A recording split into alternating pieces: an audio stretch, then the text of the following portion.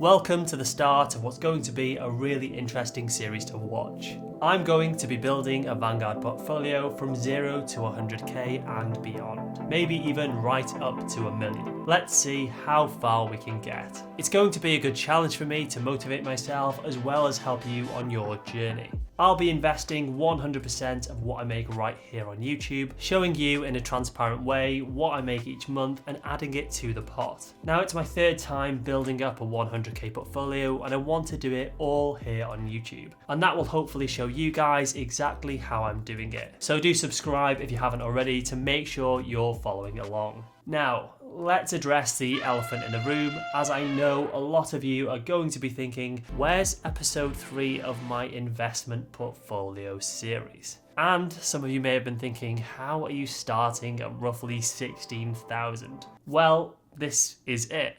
And when I asked you guys in a poll, the majority said it'd be better to start from episode 1, considering I'm swapping to a new platform. When I first started the series, I did say that it may change halfway through, which is okay, because to be honest, building a portfolio is never a straight path. But the reason I made the switch really comes down to one thing: tax. This series has pushed me into what is beautifully named the higher tax bracket. This means that anything I earn over 50,270 each year is a no-brainer to pay into a pension.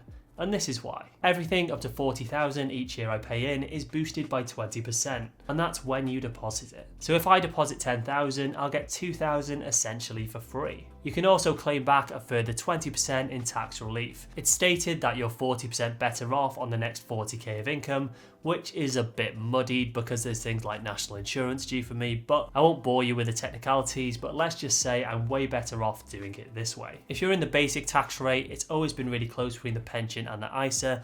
I've always opted for the ISA because I prefer the access to the money. But when you hit that higher tax rate, it's either pay a huge sum of tax or put it into a pension. So at least for now, that's what I'm going to be doing. And of course, I still have my beloved ISA alongside this. Being honest, it was quite hard for me to start a pension because I just hate the fact I'm going to be locking my money away, but hey ho, I've just decided to go for it anyway because it's the best thing to do. Now you might say, why not just stick it in free trade? Well, to be honest, because some of the latest things have been happening, I don't want all of my eggs in one basket, because that's where my ISA is and it's additional cost for the pension account. I did consider using Hargreaves Lansdown and funds, but to be honest, Vanguard is ridiculously cheap for a pension. I did start to work on a pension comparison, but to be honest, at least for the time being, none of the others really came close to what I needed. If you guys are following along and doing this not in a pension, of course, I'd recommend InvestEngine to skip the 0.15% fee. But unfortunately, they haven't launched their pension account yet. Now, I may change again in the future once the total grows and it becomes more cost effective to move elsewhere, because at some point having a fixed fee does outweigh even a tiny percent. So that was reason 1. Reason 2 is that I actually want to prove that you can become a millionaire with index funds. I don't really want to be one of the YouTubers telling you it's possible. I want to be the one showing you how to do it by doing it myself. Third is that I want security. As much as I love buying and selling individual stocks, I want a reliable pension. So if things don't work out, at least I've got this to fall back on. I know that some of you will be a little bit disappointed and want to see individual companies, so I've also got a solution for that. Quite a lot of the comments I got were, well, that's great, but I don't have that much. Oh, that's good for you, but I don't have that much money. I don't have £1,000 to invest every month. So people felt that it was unrelatable. Not really that I expect you guys to copy me, I'm just documenting what I'm doing. And I asked you guys on the community, and the majority of people are investing £200 to £300 or less per month. So I'm working on creating a beginner series, which is all individual companies. There I can invest a smaller amount, perhaps a 0 to 10k series, and then I'm covering all angles. People who are investing different amounts, people interested in stocks and shares, and people interested in ETFs. So now you guys realise why I've made the switch. Let's dive into my income and how much I've got to put into this portfolio. And just remember, I'm just a normal guy. I don't think I particularly possess any hidden ability that any of you guys don't have. So hopefully this might inspire you and motivate you to do something similar yourself. First, a huge thank you to today's sponsor, BitGet. BitGet are one of the largest crypto platforms on the planet, with over 7 billion traded each day. They have a slick interface that allows you to buy cryptocurrency with very low fees. What's really nice about the platform is it allows you to trade future contracts if you choose to. So if you think a cryptocurrency will be higher or lower in the future, you can trade that with leverage. Do be careful, as it is a strategy for more advanced traders. If you aren't quite so advanced, they do offer a really nice copy trading feature, which does it for you. I added $100 as a tester. On the trader I'm copying, I've made back $7.50. And that's on a $65 investment. So for those of you looking for an automated way to trade, their platform's a great option. They have a promotion which can get you guys up to $153 when you sign up, and a whopping 2% cashback when you deposit, which is up to $3,000. If you want to check them out, I will leave a link down below. So here are all the figures of how much I've made since I started YouTube. Now I won't go through it in full detail because I know some of you guys will have seen this before, but I started in September and this is how much I've made so far. So you can pause and take a look in more detail if you want to. YouTube ads in March did really well because I had a boost on my beginner investing videos. So I actually made in March £725, which is one of my highest so far. The November one was actually combined from a few months, it wasn't that high. For a single month, that is my best so far. I don't expect that to continue, but while it's been there, it's been nice. Match betting, I haven't really had any time to do it. I did it back in October when I did that week challenge, but to be honest, I've got way too much on my plate at the moment to do more. It was a nice week in making that tax-free money, but I just don't have the time at the moment. Affiliates, I managed to make £640, which was really nice. Sponsors only came in at 250. I didn't have a huge amount of sponsors in March, but still, I'm grateful for any sponsors I get. And remembering that some of these sponsors do pay in bulk. At the moment, the way I've done this is I'm kind of splitting the sponsorships as and when they come in. It might make sense if a sponsor's covering like 3 months to split them between 3 months, but I quite like doing it this way, but it'll just show that on some months I'll have a huge spike and then some it'll be less. Patreon for March was 371, which I'm super grateful for, so any of you that have joined, thank you so much. I'm really enjoying having the Discord group going and chatting with you guys on a regular basis. This series again, I will update more regularly on there, so do consider checking that out. I opened up a few more early bird spots, so there are some cheap spots available if you're interested. So my total for March came in at 1,988, which I'm super grateful for. So essentially so far I've done it for 13 months. I've got an average monthly income of $999.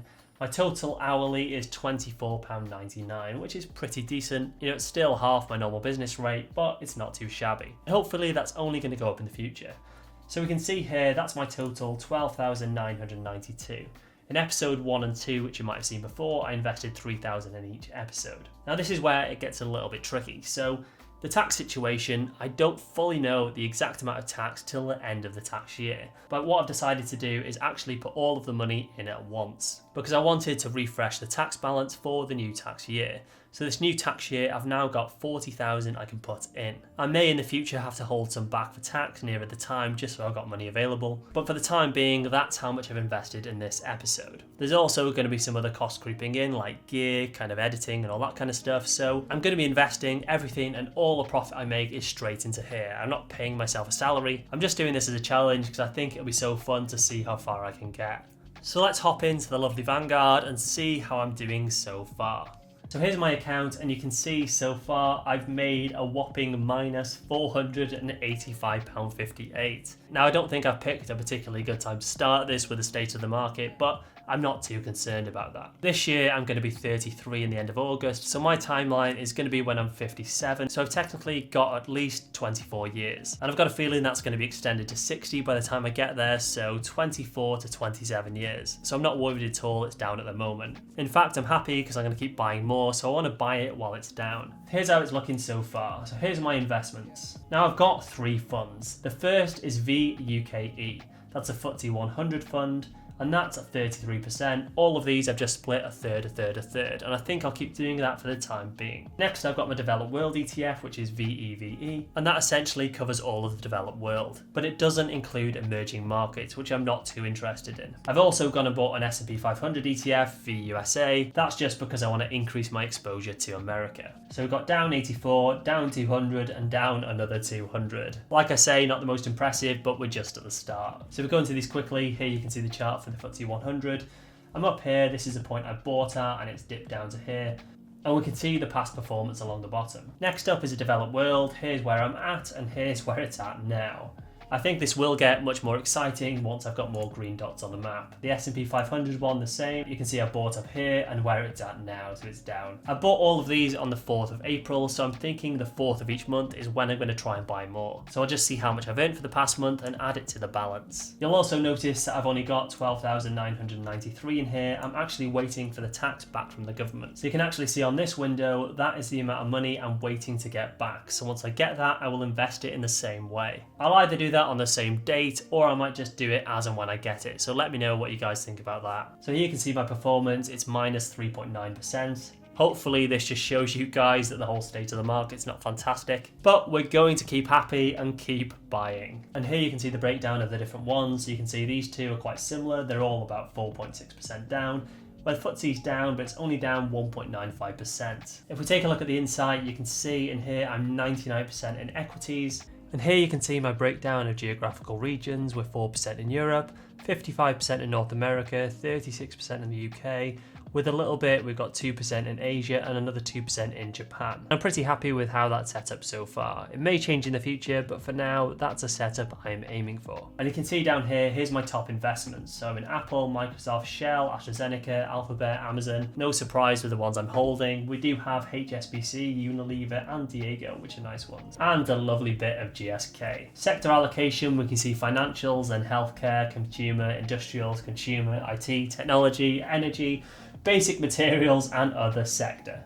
You can also see my sector allocation right here. We're heavily in financials and healthcare. To be honest, I'm not too concerned. I'm just going for your standard S&P 500, All World and the FTSE. So there's how we're doing at the moment. It's going to get more interesting as I add more money. If there's any particular things you want to see within here, do let me know. I will do a specific video about why I've chosen those funds in particular, because I think if someone asks me what funds I should buy, I can link that video rather than say, well, it's in episode 1 at 6 minutes 54, for example. So I'll go into more detail about why I chose those ones. If you want to see that, do drop a like because it lets me know you guys appreciate these videos. I'm really excited to see where this series will go. If you guys want to see all of the passive income I make sure you check out this video, or you might like this one where you can see how I made £564 in a week tax-free. Thanks for watching and I'll see you over there.